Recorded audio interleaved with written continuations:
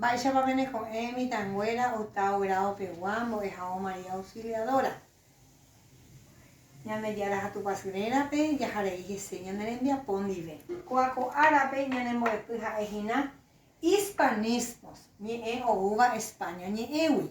Hañande ya modifica, hayei puru ñane mbaenam. Abei sinónimos, ñe ejeise yo yava, que son palabras parecidas. Antónimos, ñe ejeise abuva, palabras contrarias. Parónimo, ñe yo wanungaba, son palabras parecidas, pero que tienen significación diferentes. Más o menos parecidas en la escritura, pero con significación diferente. Yande ya voy a coger los indicadores. Hay cuañe o uva España ñe ewi. Hay cuañe heise yoyaba, hay cuañe heise abuva, hay cuañe o yoyowa nungaba. Estamos en la página 60 hasta la página 63. Ma ñande ya pota, ñande ya sarecota ta angare. Haya huele cojina. Melón. Va melón.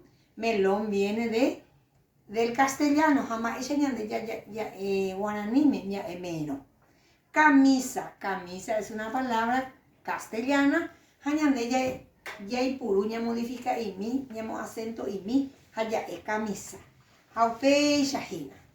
Upe ya huele co towe 61 pe. Jaeva sinónimos. Palabras parecidas, de su significado diferente, significado de igual significado. Añete, va a dice ahí añete, tete. Voy, va a dice a ver voy.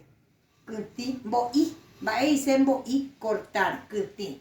Va a dice piru, piru dice poi. Luego tenemos los antónimos, que son las palabras contrarias. Yasu. Yasu dice mes, ja dice luna. Tu, echar, ja ahí, abeille dice ori. Jaupe ya le co parónimos, o yo wanungaba. Ayepa.